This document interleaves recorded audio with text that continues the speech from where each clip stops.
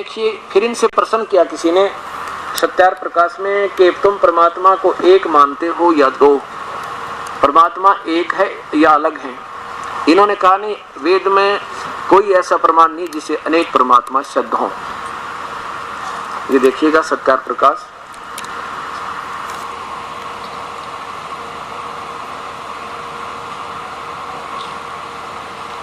सत्यार प्रकाश है, महर्षि दानंद सरस्वती स्वामी विरचित वैदिक पुस्तकालय दानंद आश्रम केसरगंज अजमेर। इसके प्रथम समोल्लास में इसके सप्तम समोल्लास में पूछा है कि परमात्मा एक है व अनेक। ये देखो ये सप्तम समोल्लास में किसी ने प्रश्न किया महर्षि जी से कि प्रश्न है कि वेद में ईश्वर अनेक हैं, इस बात को तुम मानते हो व नहीं? उत्तर नहीं मानते, क्योंकि चारों वेदों में कहीं यह नहीं लिखा जिससे अनेक ईश्वर सिद्ध हों। ये ध्यान रखना, अभी इसके इन्हीं की करकमल द्वारा दिखाऊंगा। किंतु यह तो लिखा है कि ईश्वर एक है। अब देखो ये क्या बताते हैं, प्रथम समोल्लास में ही भगवान की व्याख्या करते आ रहे हैं। परमात्मा किसे कहते हैं? अब देखो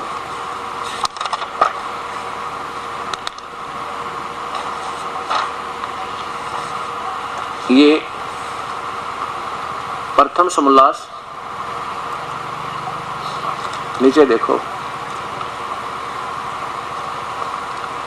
तीन परमात्मा इन्हीं की कलम से दिखाते हैं। ईश, ईश्वर, परमेश्वर, ब्रह्म, परब्रह्म, पूर्ण ब्रह्म, क्षर पुरुष, अक्षर पुरुष, परम अक्षर पुरुष। और फिर गीता जी में दिखाऊंगा और ऋग्वेद में दिखाऊंगा तीन परमात्मा न्यारे न्यारे। अब क्या है, ईश ऐश्वर्य वर्तते, ये देखो यहाँ इन्होंने ये शब्द नहीं लिखे, ये दोनों छोड़ दिए। वेद मंत्र है कि ईश ऐश्वर्य वर्तते स ईश है, वो तो ईश है, ईश माने मालिक, ये ब्रह्म है। ईश्वर ये परब्रह्म है और परमेश्वर जो है पूर्ण ब्रह्म है। अब देखना, अब ये तो कि इस धातु से ईश्वर शब्द सिद्ध होता है। और देखो ये इष्टे सर्व ऐश्वर्यवान वर्तते स ईश्वर है। अब ये तो ईश है, यहाँ इन्होंने ये तो देखो वेद वाक्य पूरा लिख दिया, ये वाला, ये इष्टे ऐश्वर्यवान वर्तते स ईश्वर है, ये तो पूरा लिख दिया। ये छोड़ दिया क्योंकि यहाँ पर लिखा कि वह ईश है। ईशे ईश ऐश्वर्य वर्तते स ईश है। क्या लिखा है कि इस धातु से ईश्वर शब्द का सिद्ध होता है। और ये इष्टे सर्व ऐश्वर्यवान वर्त, ये तो ऐश्वर्यवान, ये सर्व ऐश्वर्यवान, ये तो साधारण सुखदाई, ये और इसे घना सुखदाई। वो साधारण सुखदाई तो इस ईश है, ब्रह्म है। और सर्व ऐश्वर्यवान या ज्यादा सुखदाई वो ईश्वर है, जिसका सत्य विचार, शील, ज्ञान और अनंत ऐश्वर्य है। इससे उस परमात्मा का नाम ईश्वर है। अब दो हो गए, ईश, ईश और ईश्वर, दो हो गए। अब तीसरा देखो, ये देखो 26 पृष्ठ पे इनके करकमल, इधर देखना, ये समोल्लास नंबर प्रथम 26 पृष्ठ पे समर्थ ऐश्वर्यवान नाम ईश्वर का, ये दिन के अपनी। अब देखो वेद मंत्र देखो, ये ईश्वरेशु समर्थेशु परम श्रेष्ठ है।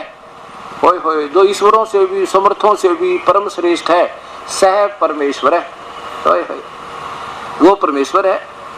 एक साधारण सुख देने वाला तो ईश्वर है, ईश है, और उससे ज्यादा सुख देने वाला ईश्वर।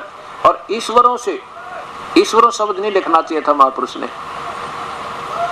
ईश्वरों शब्द, अगर एक ईश्वर है तो अपनी कलम से ईश्वरों से, यानी गणेश्वर हो गए। ईश्वरों से अर्थात समर्थों से, मैं समर्थ जिसके तुल्य कोई और नहीं है, उसका नाम परमेश्वर है। तीन भगवान आप लिख रहे, ईश, ईश्वर और परमेश्वर। ये फिर देखो, ये ईश्वरेशु मान ईश्वरों से भी, सब ईश्वरों से, और समर्थेशु उन सब ईश्वरों समर्थों से भी परम श्रेष्ठ है, वो अति श्रेष्ठ है, सह परमेश्वर, वो तीसरे नंबर का भगवान परमेश्वर है।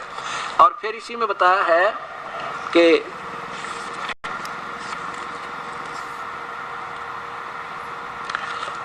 उसका नाम क्या है वास्तव में? वो कबीर ईश्वर है। देखो ये देखो सब वही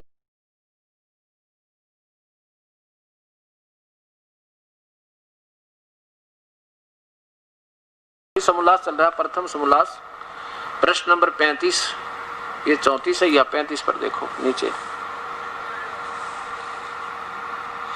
को शब्दे इस धातु से कवि शब्द सिद्ध होता है और यह कौती शब्द यति सर्व विद्या स कबीर ईश्वर है।